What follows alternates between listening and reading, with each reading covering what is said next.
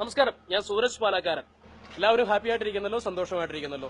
ഓർമ്മകൾക്ക് ഒരുപാട് സുഗന്ധമുണ്ട്. ഓർമ്മകളാണ് നമ്മൾ ജീവിക്കാൻ പ്രേരിപ്പിക്കുന്നത്. പക്ഷെ ഓർമ്മകൾ ഇല്ലാത്ത ഒരവസ്ഥ നിങ്ങളൊന്ന് ഓർത്തു നോക്കിയിട്ടുണ്ടോ? അതായത് അൽസമേഷ്യ പോലെ രോഗങ്ങൾ വന്നവരെ കുറിച്ച് നിങ്ങൾ ചിന്തിച്ചിട്ടുണ്ടോ? കഴിഞ്ഞതെല്ലാം മറന്ന് ജീവിക്കുന്നവരെ കുറിച്ച് ചിന്തിച്ചിട്ടുണ്ടോ? ഉണ്ടാവത്തില്ല. പക്ഷെ അങ്ങനെയുള്ള ഒരു അവസ്ഥ ഞാനിന്ന് കാണാനിടയുണ്ടായി. ഞാനിപ്പോൾ നിൽക്കുന്നത് മരിയസദനം എന്ന് പറയുന്ന ഒരു സ്ഥലത്താണ്. പാലായിൽ മരിയസദനം എന്ന് പറയുന്ന സ്ഥലത്താണ് നിൽക്കുന്നത്.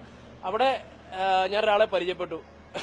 പുള്ളിയുടെ പേര് ഇപ്പൊ ഞങ്ങളെല്ലാം അവിടെ ഇട്ടിരിക്കുന്ന പേര് വാറുണ്ണി എന്നാണ്. പക്ഷെ അദ്ദേഹത്തിന്റെ പേരറിയില്ല, അദ്ദേഹത്തിന്റെ പഴയ കാലം അറിയത്തില്ല. ഇതാണ് ഞങ്ങളുടെ പ്രിയങ്കരായ വാറുണ്ണി. ഇതിന്റെ പേരെന്നാടാ?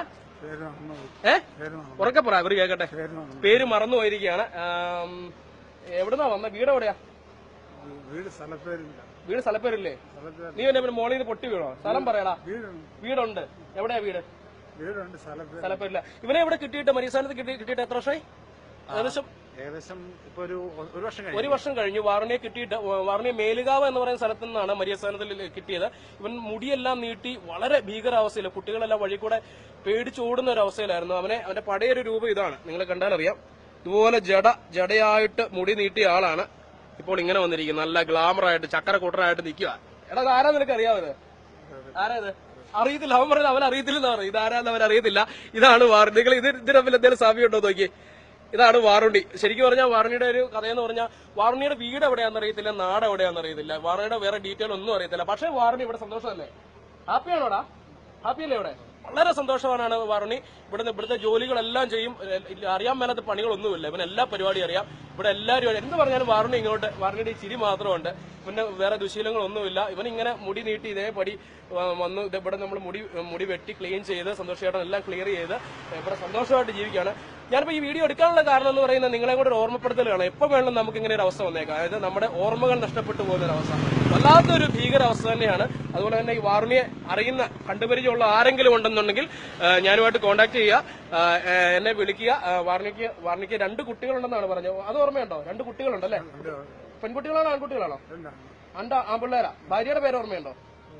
ഒന്നും ഓർമ്മയില്ല. ഭാര്യ സുന്ദരിയായിരുന്നോ? അത് പറഞ്ഞപ്പോൾ നാണം വന്ന്. അതൊന്നുമില്ല. ഒന്നും ഓർമ്മയില്ല. 2 ആൺകുട്ടികളുണ്ടെന്ന് മാത്രം വാറുണ്ണിക്ക് ഓർമ്മയുണ്ട്. വാറുണ്ണി എന്ന പേര് ഇവിടുന്ന് ഞങ്ങൾ ഇട്ട പേരാണ് കേട്ടോ. വാറുണ്ണിക്ക് വേറെ ഒരു പേരുണ്ട്, വേറൊരു ഭൂതകാലമുണ്ട്. വാറുണ്ണിയുടെ നാട് ഏതാണെന്ന് നമുക്കറിയില്ല. നിങ്ങൾ എല്ലാവരും ഇത് മാക്സിമം ഷെയർ ചെയ്യണം. വാറുണ്ണിക്ക് ഒരു ലൈഫ് ഉണ്ടെങ്കിൽ അത് അറിയണം. വാറുണ്ണി കുട്ടികളെ കാണുന്നത് വല്ലാത്ത ആഗ്രഹമുണ്ട്. വാറുണ്ണിയെ കണ്ടുപരിചയമുള്ളവർ ആരെങ്കിലും, ഇടയ്ക്ക് കൊല്ലം ഭാഗത്തു നിന്ന് ആരോ അവിടെ ഒരു പച്ചക്കറി കട നടത്തിക്കൊണ്ടിരുന്ന ആളാന്നൊക്കെ പറഞ്ഞു. അതിന് വല്ല ഓർമ്മയുണ്ടോടാ? ഒന്നും ഓർമ്മയില്ല. വേറെ ഒരു കാര്യം അറിയത്തില്ല.